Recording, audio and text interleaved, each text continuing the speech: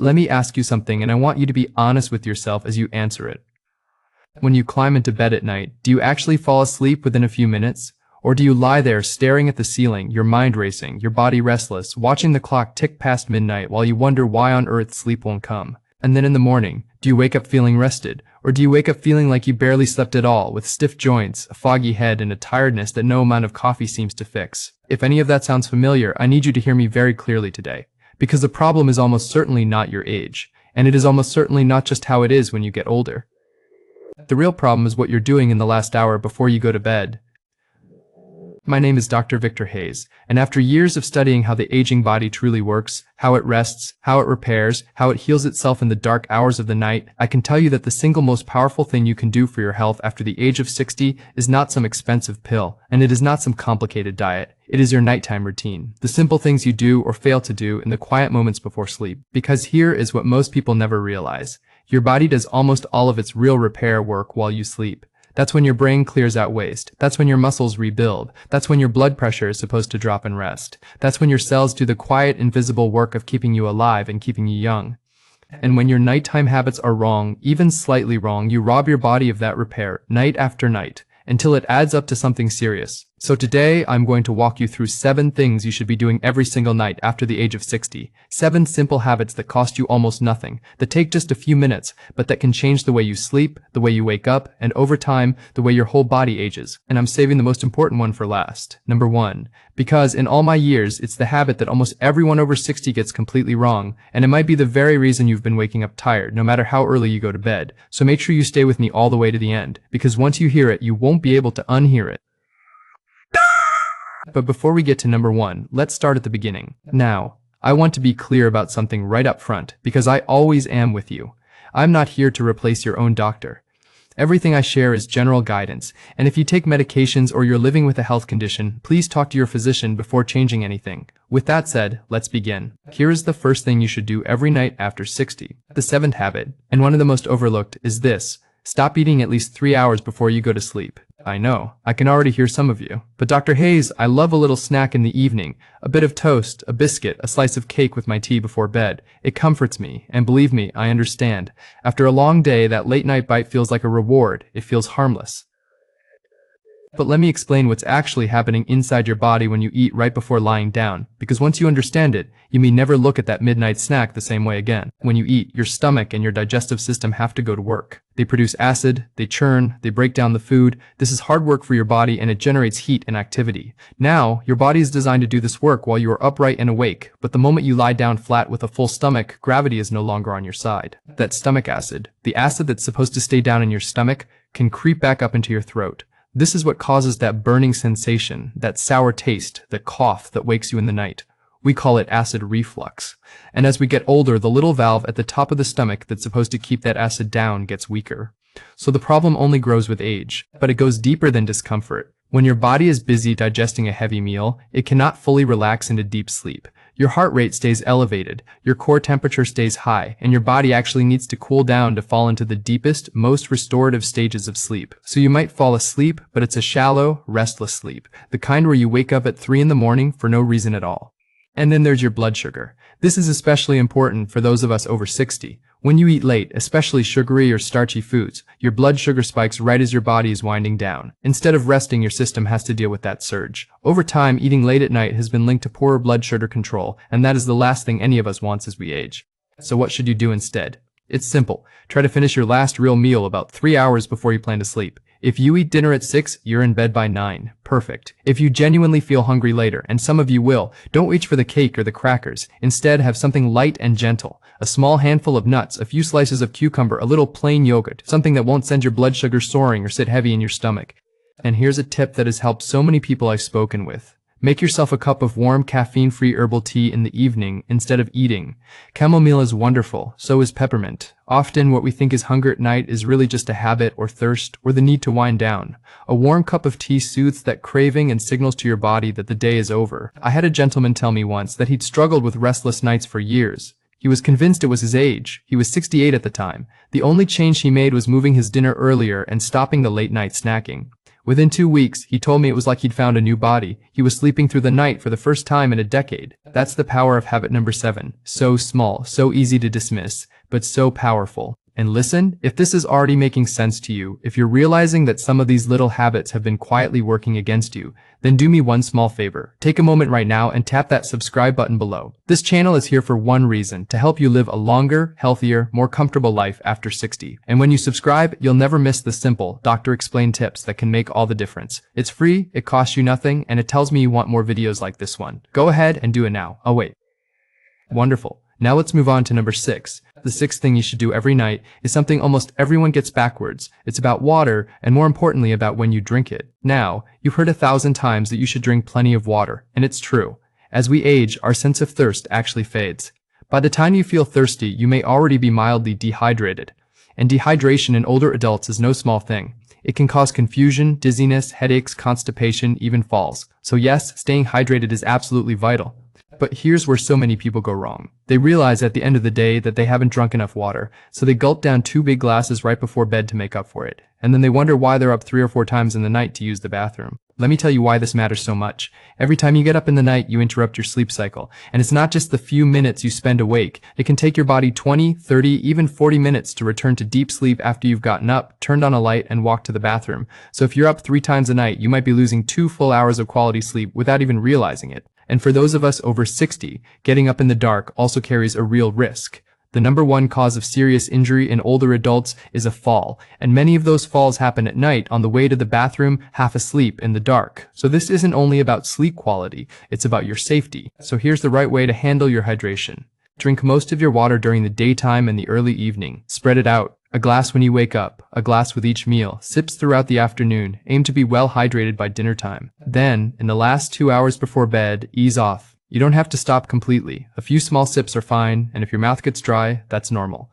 But avoid those big glasses of water, and definitely avoid drinks that make you urinate more, like coffee, tea with caffeine, and alcohol. And here's a small thing that makes a big difference. Right before you get into bed, go to the bathroom one last time, even if you don't feel like you need to. Empty your bladder completely.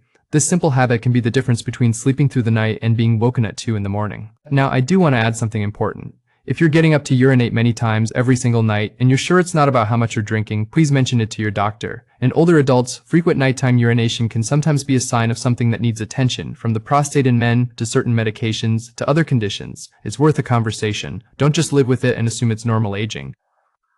But, for most people, simply shifting when they drink, front-loading their water earlier in the day and easing off at night, transforms their sleep almost overnight. There's one more piece to this. In the morning, when you do wake up, that's the time to rehydrate. After 7 or 8 hours without water, your body is parched. A glass of water first thing in the morning, before your coffee, before anything, wakes up your system, gets things moving, and helps your body flush out the waste it cleared during the night. It's one of the kindest things you can do for yourself at the start of the day. So remember habit number 6. Hydrate well during the day. Ease off at night, empty your bladder before bed, and rehydrate in the morning. Right timing, not just the right amount. And we're getting closer to that number 1 habit I promised you, the one that almost everyone over 60 gets wrong. We'll get there, I promise. But first, number 5, and this one is about something glowing in almost every home tonight that may be quietly stealing your sleep. The 5th habit is about light, and specifically about the light you're exposed to in the last hour before bed. Here's something that doesn't get talked about enough. Your body has an internal clock. Doctors call it your circadian rhythm. It's a kind of master timekeeper inside you that decides when you feel awake and when you feel sleepy. And for hundreds of thousands of years, that clock was set by one thing and one thing only, the sun. When the sun came up, your body got the signal to wake. When the sun went down and the world grew dark, your body began producing a hormone called melatonin, the hormone of sleep. Melatonin is what makes you feel drowsy. It's what prepares your body to rest and repair. But here's the problem. Your body cannot tell the difference between sunlight and the light coming from your television, your tablet, your phone, or those bright overhead lights in your living room. To your ancient internal clock, bright light at night means one thing. It must still be daytime, so stay awake. And the worst offender of all is a particular kind of light called blue light. It pours out of screens, your phone, your tablet, your television, and blue light is especially powerful at shutting down your melatonin production. So when you're scrolling on your phone in bed or watching the news with all the lights on right up until you close your eyes, you are sending your brain a powerful signal that says, it's daytime, don't release the sleep hormone, stay alert, and then you wonder why you can't drift off. As we age, this gets even more important, because older adults naturally produce less melatonin to begin with. so we have less of that sleep hormone to work with, which means we have to protect every bit of it. So here's what I want you to try, starting tonight. About 1 hour before bed, begin to dim the lights in your home. Turn off the harsh overhead lights and switch to softer lamps. If you have lamps with warm, yellow-toned bulbs, even better.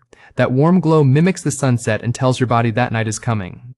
Then, put the screens away. I know, this is the hard one. So many of us fall asleep with the television on or check our phones in bed. But that last hour before sleep should be screen-free if you possibly can manage it. If you absolutely must use your phone, turn on the night mode setting that shifts the screen to warmer colors and dims the brightness. Most phones have it, but honestly, the best thing is to simply set it aside. What should you do instead? This is the lovely part. This is your chance to reclaim the quiet, peaceful evenings that screens have stolen from so many of us. Read a real book, a paper book, in soft light. Listen to gentle music or a calming radio program. Do a crossword or a gentle puzzle. Talk with your spouse. Pray or reflect. Write in a journal, or simply sit in the quiet and let your mind unwind. These activities don't just protect your melatonin, they calm your nervous system. They lower that constant hum of stress that so many of us carry, and they create a peaceful bridge between the busyness of the day and the rest of the night. I spoke with a woman, 71 years old, who had fallen asleep to the television every night for 30 years. She was a deep skeptic. She didn't believe a thing I said about screens, but she agreed to try 1 week of dimming her lights and reading a book instead.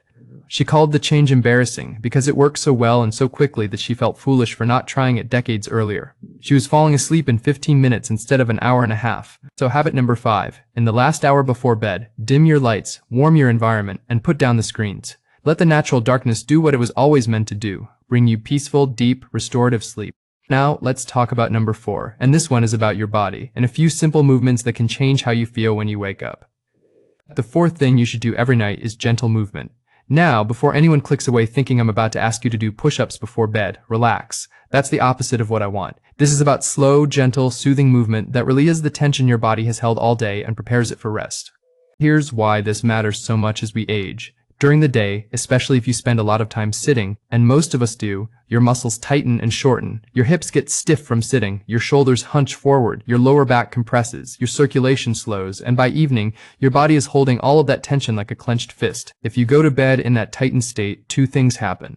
First, you're uncomfortable, so you toss and turn trying to find a position that doesn't ache. And second, your circulation is sluggish, which can lead to that miserable experience of restless legs or cramps that wake you in the night, or simply waking up in the morning feeling stiff as a board, like the tin man who needs oiling before he can move. A few minutes of gentle movement before bed solves so much of this. It eases the tension out of your muscles. It improves your circulation, so blood and oxygen flow to your tired limbs. It signals to your nervous system that it's safe to relax, and it can dramatically reduce nighttime cramps and stiffness. So let me give you a few simple, safe movements you can do tonight. And please, do these slowly and only within a range that's comfortable for you. Never force anything. If something hurts, stop. First, gentle neck rolls. Sitting comfortably, slowly let your chin drop toward your chest, then gently roll your head to one side, then the other. Slow and easy. This releases the tension we carry in our necks and shoulders. Second, shoulder rolls. Lift your shoulders up toward your ears, then roll them back and down. Do this several times. You'll feel the tightness melt away. Third, a gentle seated twist. Sitting in a sturdy chair, place one hand on the opposite knee and gently turn your upper body to look over your shoulder. Hold for a few breaths, then switch sides. This loosens the spine and the lower back. And here's my favorite, and one of the most powerful for older adults. It's called legs up the wall. You lie on your back near a wall, and you gently rest your legs straight up against it so your body makes an L shape. Stay there for a few minutes and just breathe. This simple position helps the blood and fluid that is pooled in your legs and feet all day flow back toward your heart. It's wonderful for swollen ankles, tired legs, and restless legs at night. Many people find it deeply, almost instantly relaxing. Just be careful getting down to the floor and back up. Use a sturdy surface for support, and if getting on the floor isn't safe for you, you can do a gentler version with your legs resting up on a chair or the edge of your bed. While you do these movements, breathe slowly and deeply, in through your nose, out through your mouth. This combination of gentle movement and slow breathing is one of the most effective natural sleep aids that exists, and it doesn't cost a penny. Now, I want to repeat my caution because it matters. These should be gentle. We are not exercising to get the heart pumping before bed. That would actually wake you up. We are simply releasing tension and improving circulation. Slow, soft, and soothing. And if you have any condition affecting your balance, your joints, or your heart, check with your doctor about which movements are right for you. Just 5 or 10 minutes of this every night can transform your sleep and the way you feel in the morning. You'll wake up looser, more comfortable, and with far less of that morning stiffness that so many of us have simply accepted as part of getting older. Now, if you're finding these tips helpful, and I truly hope you are, let me remind you to subscribe to this channel if you haven't already. I make these videos specifically for people like you who want to take charge of their health and age with strength and dignity. When you subscribe and turn on the bell, you'll be the first to know each time I share something new. We're building a wonderful community here of people over 60 who refuse to slow down. I'd love for you to be part of it. Now, number 3, and this one might be the most relaxing of them all. The third thing you should do every night after 60 is deliberately calm your nervous system before you sleep. And I want to spend a moment on this, because it's one of the most important and most ignored pieces of the whole puzzle. Here's the truth that nobody tells you. You can do everything else right, eat early, dim the lights, drink your water at the right times, but if you climb into bed with a racing, anxious, worried mind, none of it will matter, because your body simply cannot fall into deep, healing sleep while your nervous system is in a state of stress. Let me explain what's happening. Your nervous system has 2 modes. There's the fight or flight mode. That's the one that revs you up, raises your heart rate, tenses your muscles, and floods your body with stress hormones like cortisol. And there's the rest and digest mode, the calm, peaceful state where your body slows down, repairs, and rests. The problem is that so many of us, especially as we get older, spend our days and our evenings stuck in that stressed out mode. We worry about our health, we worry about our families, our children, our grandchildren, we worry about money, about the news, about the future. We carry grief and loss and loneliness, and all of that worry keeps our nervous system locked in a low, constant state of stress, even when we don't realize it. And here's the cruel part. High cortisol, that stress hormone, is supposed to be lowest at night so you can sleep, but chronic worry keeps it elevated, so you lie in bed exhausted, but wired, tired, but unable to switch off. Sound familiar? So we have to deliberately, intentionally tell our nervous system that it's safe to relax. Here's how. The simplest and most powerful tool is your own breath. There's a technique I love for its simplicity. It's sometimes called 4-7-8 breathing. You breathe in slowly through your nose for a count of 4. You hold that breath gently for a count of 7, and then you breathe out slowly through your mouth for a count of 8. That long, slow exhale is the key. It's like pressing the brake pedal on your nervous system. Do this just 4 or 5 times, and you'll feel your heart rate slow and a wave of calm settle over you. If holding your breath feels uncomfortable, don't force the counts. Just focus on making your exhale longer than your inhale. All alone works wonders. Another beautiful practice is gratitude. Before you sleep, think of 3 things from your day that you are grateful for. They don't have to be big. A warm cup of coffee, a phone call from a grandchild, the sun on your face, a kind word from a stranger. Research has shown that this simple practice shifts the mind away from worry and toward peace, and people who do it tend to fall asleep faster and sleep more deeply. It's a way of ending the day on a soft note instead of a sharp one. You might also try a gentle body scan. Lying in bed, slowly bring your attention to each part of your body, starting at your toes and moving up to your head. As you focus on each part, consciously relax it. Let your feet go heavy. Let your legs sink into the mattress. Soften your jaw, your forehead, your shoulders. Most people never make it to the top before they've drifted off to sleep. And for some, a warm bath or shower about an hour before bed works beautifully. Here's the clever part of why it works. The warm water raises your skin temperature, and then as you cool down afterward, that drop in temperature mimics the natural cooling your body does as it prepares for sleep. It's a gentle nudge to your internal clock that says, it's time to rest. Now, I want to say something gently here, because it matters. If you find that worry and sadness are overwhelming you night after night, if the heaviness feels like more than you can carry, or you're losing joy in the things you used to love, please don't suffer in silence. Reach out to someone you trust or to your doctor. There is no shame in it, and there is help. You deserve to feel peace. But for the everyday worries that keep so many of us awake, these simple practices, slow breathing, gratitude, a body scan, a warm bath, can be the difference between a restless night and a peaceful one. Now, we're almost there. Number 2, and then the big one, number 1, the habit almost everyone over 60 gets wrong. The second thing you should do every night is something that's done before you ever lie down. It's about creating the right environment for sleep. Because here's the truth, your bedroom itself, the room you sleep in, has an enormous effect on the quality of your rest, and most people never give it a second thought. Let's start with temperature, because this one surprises people. Your body needs to cool down slightly in order to fall into deep sleep. Remember, your core temperature naturally drops at night as part of your sleep process. So a bedroom that's too warm fights against your body's own biology. It keeps you in that light, restless sleep and makes it harder to drift off. A cooler room, not cold, but cool, actually helps you sleep more deeply. So in the evening, let your bedroom cool down a little. Crack a window if the weather allows. Use lighter bedding. You'll be amazed at the difference a cool room makes. Next, darkness. We talked about light earlier, and this is the other side of it. Your bedroom should be as dark as you can comfortably make it while you sleep. Even small amounts of light, the glow of a charger, a street light through thin curtains, the little light on the television can interfere with your melatonin and pull you out of deep sleep. Consider getting thicker curtains or blackout curtains. Cover up or remove any little glowing lights. The darker your room, the deeper your sleep. And this is important for those of us over 60, there's a balance to strike.